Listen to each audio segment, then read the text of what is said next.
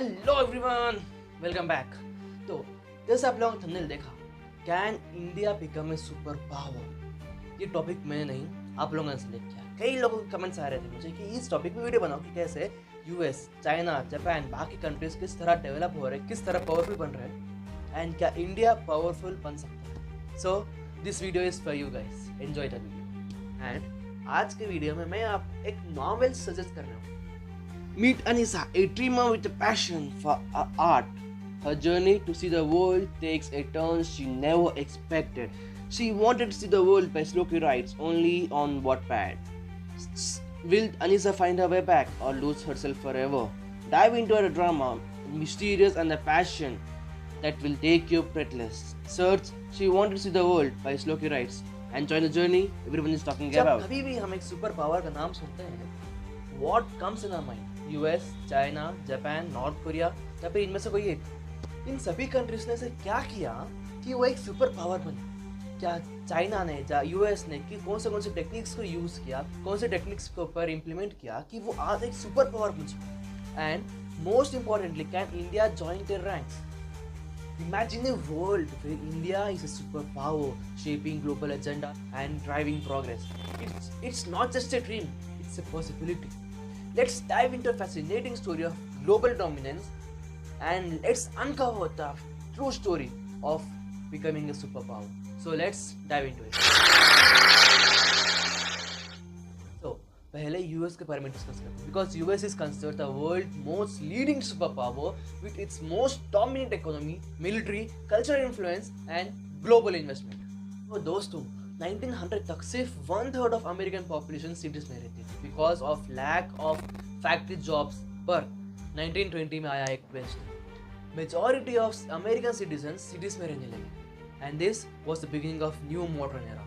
सो 1920 में जो modern industrial revolution आया था, इसने वुमेन्स को कई सारे अपॉर्चुनिटीज देना शुरू कर दिए एंड कॉर्पोरेट वर्ल्ड में भी सिग्निफिकेंट इंक्रीज देखने को मिला। Businesses across different time zones and countries, clerical workers की जॉब बढ़ने लगी like secretaries and typist and इसे व्हाइट वुमेन्स बहुत बेहतरीन तरीके से परफॉर्म करने लगे थे। By the end of 1920s 25% of women के बाहर निकलकर काम करना शुरू कर दिए एंड एम्प्लॉयमेंट कैटेगरी के रैंक को भी फुलफिल करने लगे। कई सारे female professions like nursing and teaching को भी इंट्रोड्यूस कर दिया गया एंड पहली बार मैक्सिमम नंबर ऑफ वुमेन्स शादी के बाद भी घर से बाहर निकलकर काम करने लगे थे। सी, अगर एक कंट्री को डेवलप कर बनना हो या फिर उसे एक सुपर पावर बनना हो तो ये सिर्फ एक कंट्री के प्रेसिडेंट की या फिर उसके मिलिट्री की काम नहीं है, it's a responsibility of their citizens. अगर सिटीजंस ने वहाँ की गवर्नमेंट को सपोर्ट किया then we can see a drastic change in just a few decades. अब वर्ल्ड वॉर 1 और वर्ल्ड वॉर 2 में कंट्रीज को लड़ने के लिए क्या चाहिए? Weapons, right? यूएस ने दिमाग लगाया एंड उसने वेपन्स मैन्युफैक्चर करके सप्लाई करना शुरू कर दिया। ये नहीं कि मैं सिर्फ यही कंट्रीज दूंगा, नहीं, उसने कई सारे कंट्रीज को, जितने भी कंट्रीज वर्ल्ड वॉर्स में पार्टिसिपेट किया, उन सभी को वेपन सप्लाई किया ताकि उससे एक स्टेबल इकोनॉमी मिले। एंड आज यूएस की इकोनॉमी $21 ट्रिलियन जो कि पूरे वर्ल्ड की हाईएस्ट इकोनॉमी। एंड जब उनके पास वेपन्स की कमी थी नहीं तो उन्होंने इसे मिलिट्री में इन्वेस्ट कर दिया एंड जैसे ही उन्होंने मिलिट्री में इन्वेस्ट किया, अमेरिकन्स मिलिट्री में आने शुरू हो गए एंड आज देखते ही देखते यूएस के पास वर्ल्ड की सबसे लार्जेस्ट मिलिट्री।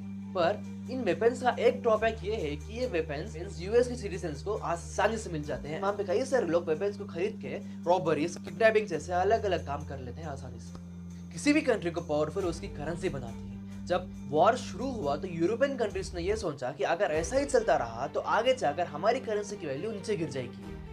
देन उन्होंने यूएस डॉलर में इन्वेस्ट करना शुरू कर दिया। अब 1944 में जब world war was on it's and, 44 allied countries ने मिलकर ये डिसाइड किया कि हम अपने करेंसी को स्टेबल रखने के लिए यूएस की करेंसी के साथ लिंक कर लेते हैं एंड यूएस के डॉलर को गोल्ड के साथ लिंक करते हैं ताकि यूएस एक स्टेबल इकोनॉमी बनी रहे। एंड जैसे ही वर्ल्ड वॉर 2 खत्म हो गया, अलाइड कंट्रीज जीत गए and US dollar became the international currency. कई सारे ट्रेड्स, कई सारे एक्सचेंजेस आपको यूएस डॉलर्स में चलते रहते हैं। In 1944 after the destruction caused by the world war 2, United States, Great Britain and Soviet Union were left as a super power. पर आगे आने वाले कुछ सालों में ग्रेट ब्रिटेन कोलैप्स हो गया एंड सिर्फ और सिर्फ US and Soviet union were locked in the decades of competition across the planet known as Cold War. अब जब ये कोल्ड वॉर खत्म हुआ 1991 में, यूएस जब पूरी तरह से टूट गया एंड यूएस को एक अकेला सुपर पावर के रूप में छोड़कर निकल गया। अब यूएस ने वहां पे हार नहीं मानी, वहां पे रुका नहीं। यूएस ने भी अलग अलग सेक्टर्स में इन्वेस्ट करना शुरू कर दिया।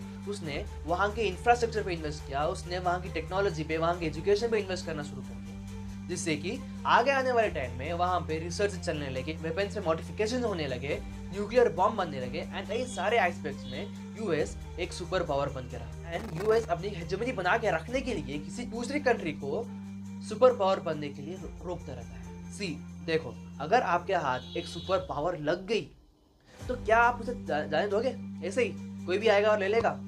नहीं ना। उसी तरह यूएस ने भी अपनी मनी, अपनी सुपर पावर बना के रखने के लिए कई सारे जो भी कंट्रीज आगे डेवलप हो रहे हैं, कंपनीज डेवलप हो रहे हैं, उन कंपनीज को टारगेट करके उन्हें बंद कर रहा है। इस तरह यूएस कई सारे कंट्रीज को, कई सारे कंपनीज को बढ़ने से रोक रहा है ताकि उसकी सुपर पावर कहीं ना जाए।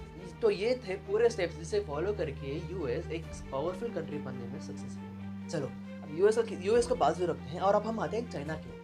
आज के टाइम पे चाइना की economy is one of the largest and most powerful economy in the whole world after USA. China आज के टाइम पे one of the most powerful countries में से एक है। And can just imagine 40 years पहले इस देश में पावर्टी रेट 90% से भी ज्यादा था। गरीबी और भूखमरी ने देश का बुरा हाल कर दिया। But in last 3 to 4 decades there is a drastic transformation। ये देश कहां से कहां पहुंच गया। 1978 में ग्लोबल जीडीपी में चाइना का सिर्फ 2.5% कंट्रीब्यूशन था एंड आज के टाइम पे चाइना 18% से भी ज्यादा कंट्रीब्यूशन करता है। पावर्टी रेट 1% से भी कम है। आज चाइना वर्ल्ड की second largest economy. In many ways it can be considered as a super power. तो दोस्तों चलो अब हम चलते हैं चाइना की हिस्ट्री में। जैसे ही चाइना और अलाइड कंट्रीज वर्ल्ड वॉर 2 जीत गए हैं, उसके बाद चाइना में शुरू हुआ एक civil war Chinese Communist Party and Nationalist Party KMT के बीच। इसकी शुरुआत 1927 में ही शुरू हो गई थी, पर वर्ल्ड वॉर 2 के शुरू होने की वजह से इन्होंने इसे बीच में रोक दिया एंड 1949 में ये वॉर खत्म हो गई चाइनीज कम्युनिस्ट पार्टी की जीत के साथ। अब ये जो नेशनलिस्ट पार्टी KMT वाले हैं, इन्होंने नजदीकी आइलैंड में जाकर वहीं सेटल हुआ। आज उसे ताइवान कहा जाता है। अब चाइना में राज शुरू होता है माओ जेडोंग का। ये वो पॉइंट था जहां पे एक डेवलप्ड कंट्री की तरफ अपने कदम बढ़ा रहा था। तो 1 अक्टूबर 1949 को पीपल्स रिपब्लिक ऑफ चाइना की शुरुआत होती है। The leader of the communists and the hero of the revolution was Mao Zedong. 我们的思念是正义的，正义的思念是任何敌人也攻不破的。So दोस्तों 1958 में माओ के द्वारा लॉन्च होता है ग्रेट लीप फॉरवर्ड कैंपेन। इस कैंपेन का एम था कि देश में इकोनॉमी एंड सोशल ट्रांसफॉर्मेशन लाना। इसके दो मेन पॉलिसीज थी। पहली पॉलिसी थी लैंड को लैंड ओनर्स के पास से छीनकर लोगों में बांटना एंड एग्रीकल्चर को कलेक्टिवाइज करना। तो इसमें कई सारे फार्मर्स को एक ही लैंड में फार्मिंग करने के लिए दे दिया जाता है, पर अल्टीमेटली ओनरशिप गवर्नमेंट के पास होती है। सो ये लोग फार्मर्स जितना भी फार्मिंग करे, क्रॉप निकाले, सारा का सारा क्रॉप गवर्नमेंट ले लेती है। तो इससे फार्मर्स के पास एक अच्छा खासा प्रॉफिट नहीं बना सकते। अब दूसरी पॉलिसी थी इंडस्ट्रियलाइजेशन। एक तरफ बड़े बड़े प्लांट बनाना स्टील प्रोडक्शन के लिए एंड दूसरी तरफ लोग अपने गार्डन में स्मॉल स्केल पे स्टील फर्नेस बनाते थे for the steel production. But वहां से एक गुड क्वालिटी ऑफ स्टील नहीं आती थी, बहुत लो क्वालिटी ऑफ स्टील आती, उससे मटेरियल वेस्ट हुआ। एंड यही नहीं, ऐसे कई सारे डिसीजंस माओ के थे जिसके वजह से वहां पे गरीबी और भूखमरी और बढ़ने लगी, देश की हालत बद से बदतर होने लगी। माओ का एक और डिसीजन, स्पैरो एक्सटर्मिनेशन। माओ ने ये ऑर्डर रिलीज किया कि जो भी स्पैरोज आकर क्रॉप को खाते हैं उन स्पैरोज को मार दो। तो सभी लोगों ने उसका ऑर्डर फॉलो करके जितने भी स्पैरोज आ रहे थे सभी स्पैरोज को बुरी तरह से मार दिया। एंड देन इस कैंपेन के कुछ ही महीनों के अंदर उनकी क्रॉप बुरी तरह से बर्बाद हो गई बिकॉज ऑफ इंसेक्ट्स। क्योंकि ये जो स्पैरोज है, ये लोग उन इंसेक्ट्स को खाकर उनकी पॉपुलेशन को कंट्रोल में रखते थे, पर अब उनकी पॉपुलेशन आउट ऑफ कंट्रोल हो गई थी। इस सबके बाद माओ को पीपल्स रिपब्लिक एंड वहां के सिटीजन्स के द्वारा बहुत ज्यादा क्रिटिसाइज कर रहे थे। एंड इसी तरह इन ऐसे ही डिसीजंस के वजह से माओ couldn't become a great leader. And then comes the year 1976. Mao passed away due to his poor health. ऐसा नहीं था कि माओ के सारे डिसीजन सिर्फ एक नेगेटिव आधार में जा रहे थे, उसके कुछ डिसीजंस ऐसे थे जो कि एक पॉजिटिव वे में निकल रहे थे, like women's equality and education. Mao के रूलिंग में a national wide public education system को लॉन्च कर दिया गया। Due to this literacy rate improved a lot, women's equality, right to divorce and many more for women। इस तरह China एक तरह से स्टेबल हुआ कि वुमेन्स इक्वालिटी मिली एंड वहाँ की लिटरेसी रेट भी स्टेबल हो गई। माओ के डेथ के बाद एक नया लीडर उभर के आया, डेंग ज़ाओपिंग। इन्हें the father of modern China भी कहा जाता है कि इन्हीं के टाइम पे एक एक्चुअल ट्रांसफॉर्मेशन स्टार्ट हुई थी।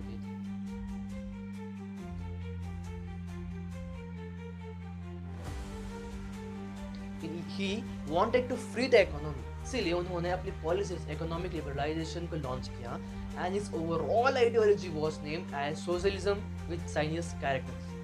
पहला एग्रीकल्चर में एक चेंज किया। पहले माओ के टाइम पे क्या था कि सारे क्रॉप को गवर्नमेंट ले लेती थी, पर अब ओनरशिप वही गवर्नमेंट की है, पर इसने कई सारे फार्मर्स को लैंड लॉन्ग टर्म लीज पे दे दिया था एंड उन्हें ये भी परमिशन दी थी कि आप अपनी मर्जी से कुछ भी क्रॉप उगा सकते हो। डैंग ने ये कहा कि आपको अपने पूरे क्रॉप में से थोड़ा हिस्सा गवर्नमेंट देना पड़ेगा एंड बाकी का जितना भी हिस्सा हो वो हिस्सा अगर आप बेचो या खाओ। इसके साथ फार्मर्स में एक नई उम्मीद की शुरुआत हुई। वो डिसाइड कर सकते थे कौन सा क्रॉप उगाना है, कितना उगाना है, कितने में बेचना है and how much profit to be earn.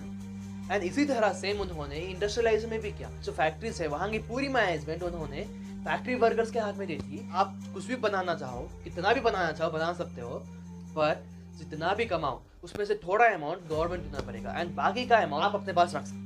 इसके साथ वहाँ की पब्लिक को एक मोटिवेशन मिला काम करने के लिए। वो वहाँ की वर्कर्स डिसाइड कर सकते थे कि कौन सा शू, कौन सा आइटम को मैन्युफैक्चर करना है, कितने मैन्युफैक्चर करना है और कितने में बेचना है, कितना प्रॉफिट रखना है। इस तरह उन्होंने पब्लिक के हाथ में ही उनकी प्रॉफिट देकर वहाँ की डेवलपमेंट को शुरू किया। माओ के समय में सेंट्रलाइजेशन बहुत था, पर डैंग के समय में डिसेंट्रलाइजेशन देखने को मिला। 1978 से 1984 तक एग्रीकल्चर आउटपुट चाइना का 7.4 रेट से बढ़ने लगा and grain production was on double. 1982 में 65% लिटरेसी रेट था चाइना का एंड 2010 में 95% से भी क्रॉस हो गया। 2021 में China 5.59% of its GDP spend कर रहा था हेल्थ केयर पे एंड मेडिकल पे। शेंजन चाइना का ऐसा पहला इकोनॉमिक जोन बना फिर जो कि फिशिंग विलेज था, वो देखते ही देखते कुछ ही सालों में एक मेजर इंटरनेशनल मेट्रोपोलिटिस बन चुका। 1980 में शेंजन $0.3 बिलियन का कंट्रीब्यूशन दे रहा था ग्लोबल जीडीपी में, पर 2020 में $450 बिलियन कंट्रीब्यूशन दे रहा। चाइना ने इकोनॉमिक लिबरलाइजेशन किया, पर फॉरेन इन्वेस्टमेंट, इंफ्रास्ट्रक्चर डेवलपमेंट किया एंड साइंस के ऊपर भी उन्होंने टोटल कुल मिला के $500 बिलियन स्पेंड किया।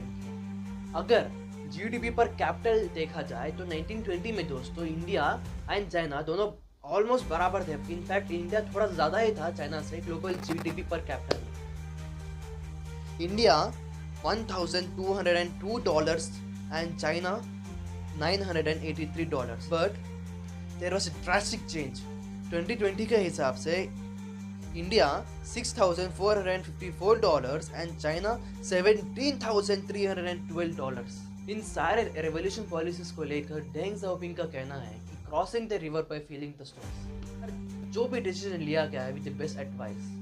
चलो वीडियो बहुत लंबी होगी, अब आते हैं मेन पॉइंट पे कि can India become a super power. So let's see some of the reports. Times of India में एक आर्टिकल है जिसमें ये कहता है Martin Wolf, a chief economist commentator at the Financial Times, claiming that India is expected to become a superpower by 2047 but unlikely to become a high-income economy by that time. Martin Wolf का ये मानना है कि अगर India को एक high income status बनना है तो India GDP per capita would need to grow at 7.5% per annual, जो कि नहीं हो सकता due to global economic slowdown and other factors. And ये मैं नहीं, मार्टिन वुल्फ कह रहा है। सो अगर हमें अपनी इकोनॉमी को एक हाई इनकम स्टेटस बनाना है, so first of all we need to eradicate the corruption from the India. सी इंडिया का ये मानना है कि करप्शन इंडिया का खोखला कर देता है अंदर से। विकिपीडिया के अकॉर्डिंग 2005 में एक स्टडी कंडक्ट की गई थी ट्रांसपेरेंसी इंटरनेशनल के द्वारा, which recorded that more than 62% of Indians had at some point or another paid a bribe to a public official to get a job done. 2008 में एक और रिपोर्ट आती है जिसमें about 50% of Indians had first hand experience of paying a bribe or using contact to get a service performed by public official. अब आप लोग कहोगे कि ये सब तो रिपोर्ट से आते रहते जाते रहते हैं. अब वो सब छोड़, रिसेंट एक इंसिडेंट हुआ है. This USA court has released an order to arrest Gautam Adani for paying a bribe in India. अब आप लोग कहोगे कि अडानी ने इंडिया में ब्राइब दिया, वो भी इंडियन ऑफिशियल को. तो यूएस के कोर्ट ने क्यों केस किया? यूएस के कोर्ट ने अरेस्ट वारंट क्यों रिलीज किया? अडानी ने यूएस के इन्वेस्टर्स को धोखा दिया एंड उनके पास से अमाउंट लेकर एपी के एक पब्लिक ऑफिशियल को दिया. एंड ये अमाउंट छोटा मोटा नहीं, $265 मिलियन का ब्राइब दिया है. ठीक है, ये तो साइड रखो. $265 मिलियन से कुछ भी नहीं है. Indian council research on international economic relations, इन्होंने ये रिवील किया है कि पीडीएस पब्लिक डिस्ट्रीब्यूशन सिस्टम में 69,000 करोड़ का स्कैम देखा गया है. देखो, मैं कह रहा हूँ 1980 से 90s तक इंडिया एंड दोनों मिलकर पूरे पर आप जो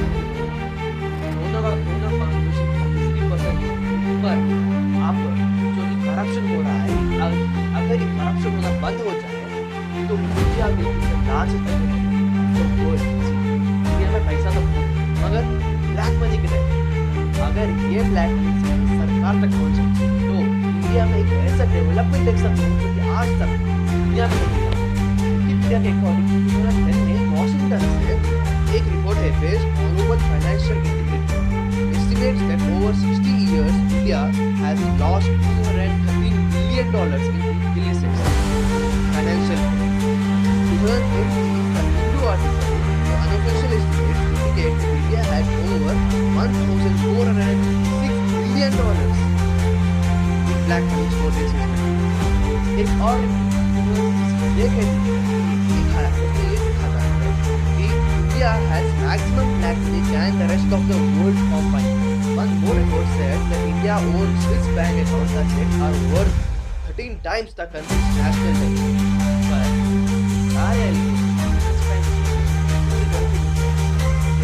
इंडिया एक एग्रीकल्चर कंट्री, तो अगर इंडिया में एग्रीकल्चर होना बंद हो जाए तो क्या होगा? वही हो रहा है, आगे आने वाले समय वही हो सकता है. एक problem maximum number of village छोड़कर सिटीज में आए because of lack of sources for agriculture. Proper support नहीं मिल रहा एग्रीकल्चर करने के लिए, इसीलिए वो लोग उनकी लैंड स्किल्स को छोड़कर अनस्किल्ड वर्क करने के लिए आ रहे हैं सिटीज में, जहाँ पे वो वर्कर वॉचमैन के जैसे अलग अलग काम कर रहे हैं और वेरी लो सैलरी. तो उन्हें प्रॉपर सोर्सेज मिले, उन्हें प्रॉपर सपोर्ट मिले एग्रीकल्चर करने के लिए, देन वो लोग वापस विलेज जाकर एग्रीकल्चर करेंगे, वो अच्छा खासा एग्रीकल्चर करेंगे, स्टेबल इकोनॉमी बना सकते हैं. देखो, सपोज एक विलेजर विलेज में फार्मिंग कर 1 लाख से 2 लाख रुपए अप्रोक्सीमेट कमा रहा होगा, तो वो अगर वो काम छोड़कर सिटीज में आ जाता है, सिटीज में अगर अनस्किल्ड काम करेगा लाइक वॉचमैन एंड एक्सेट्रा करेगा, तो उसकी सैलरी कितनी होगी? 30,000 40,000, राइट? तो इस तरह उनकी इकोनॉमी नीचे जा रही है. वो लोग वो काम करें जिसमें वो स्किल्ड हो, जिसमें उन्होंने अपनी महारत हासिल की हो लाइक एग्रीकल्चर, तो अपने इकोनॉमी को स्टेबल कर सकते हैं. जैसे कि हम सब जानते हैं गूगल का सीईओ कौन है? सुंदर पिचाई, राइट? ऐसे कई सारे लोग हैं जो कि इंडिया में पैदा होते हैं, इंडिया में पढ़ते हैं, पर जॉब बाहर करते हैं, अपॉर्चुनिटीज को बाहर तलाशते हैं. क्यों? क्योंकि इंडिया में वो अपॉर्चुनिटीज मिल नहीं रही है. अगर सुंदर पिचाई को इंडिया में एक ऐसी जॉब मिल जाए, ऐसी सैलरी मिल जाए जो वो सूट करता है, तो वो इंडिया से बाहर जाकर as a Google CEO work करेगा क्या? बताओ, नहीं ना. तो we need to improve the opportunities, we need to create opportunities. India में वर्कर्स की, इंडिया में टेक्नीशियंस की, इंडिया में इंजीनियर्स की कमी नहीं है. सो अगर हम इंडिया में अपॉर्चुनिटीज डेवलप करें, सो देन कई सारे लोग बाहर जाने का इरादा ड्रॉप कर देंगे. तो दोस्तों, अगर मैं आपसे ये पूछूं कि आप आगे जाकर करना क्या चाहते हैं, आप में से कई सारे ये कहेंगे कि मैं अब्रॉड जाकर सेटल होना चाहता हूँ, मैं अब्रॉड जाने की तैयारी कर रहा हूँ. क्यों? अगर इंडिया में अपॉर्चुनिटीज की कमी नहीं है तो लोग बाहर जाना बंद कर देंगे. अब इंडिया का पैसा इंडिया में ही रहेगा. अगर एक इंडियन बाहर जाकर दूसरे कंट्री में वर्क कर रहा है तो उसे वहां पर टैक्स पे करना पड़ेगा, है कि नहीं? तो वहां की उस कंट्री की इकोनॉमी ग्रोथ हो रही है. इंडिया में आइडियाज की कमी नहीं है, इंडिया में काम करने वालों की कमी नहीं है. बस कमी है तो अपॉर्चुनिटी की, कमी है तो एक स्टार्टअप की, कमी है तो बस कुछ शुरुआत करने की. आज हम अपनी डेली लाइफ में ऐसे कई सारे प्रोडक्ट्स, कई सारे आइटम्स यूज करते हैं जो कि फॉरेन कंपनीज अपनी ब्रांचेस इंडिया में खोलकर इंडिया से पैसा उनके पास जाता है। तो why don't Indians create such company, India create such products? क्यों ना हम भी बाहर की कंट्रीज में जाकर वहां पे अपने कंपनीज को एस्टैब्लिश करें। इससे वहां का पैसा भी इंडिया में आएगा, इससे इंडिया को एक और स्टेबल पोजीशन मिलेगी। अगर बात करें गेम्स की, बात करें ओलंपिक्स की, तो सबसे ज्यादा मेडल किसके पास है? ग्रेट ब्रिटेन के पास 1014 मेडल्स है, जर्मनी के पास 960 मेडल्स है, फ्रांस के पास 954, ऑस्ट्रेलिया में 619, कनाडा में 578 एंड अगर इंडिया का देखा जाए तो कितने हैं? 41। ऐसा क्या हुआ इंडिया में? इंडिया में लोगों की कमी तो है नहीं, सबसे ज्यादा पॉपुलेशन इंडिया की है एंड इंडिया की पॉपुलेशन यंग है। अगर दूसरे कंट्रीज पॉपुलेशन देखा जाए तो वो ओल्ड हो रही है, पर इंडिया के पास young population. Why can't we get the medals for India? इसका मेन रीजन है कि कई सारे पेरेंट्स गेम्स को प्रीफर नहीं कर रहे। वो लोग अपने बच्चों को सिर्फ पढ़ाई की तरफ भेज रहे हैं कि पढ़ाई करो जॉब करो, पढ़ाई करो जॉब करो, पर कोई भी पेरेंट्स अपने बच्चों को गेम्स के लिए मोटिवेट नहीं कर रहे। इंडिया की सबसे बड़ी बात वही है, पर कम पेरेंट्स ऐसे हैं जो कि बच्चों को गेम्स के लिए मोटिवेट करते हैं, ताकि गेम खेलने के लिए कहते हैं, कॉम्पिटिशन्स करने के लिए कहते हैं, मैचेस खेलने के लिए कहते हैं। तो so India has to prosper, India has to spread its wings and सबसे बड़ी बात है टैक्सेस के पास। जब एक मिडिल क्लास आदमी टैक्स पे कर रहा है तो उसे वापस मिल क्या रहा है? गवर्नमेंट स्कूल्स में क्वालिटी एजुकेशन नहीं है एंड प्राइवेट स्कूल्स में फीस बहुत ज्यादा है। हिंदुस्तान टाइम्स की ये रिपोर्ट देखी, फर्स्ट क्लास की फीस 86,000 एंड ये देखिए थर्ड क्लास बच्चे की फीस 1,35,000।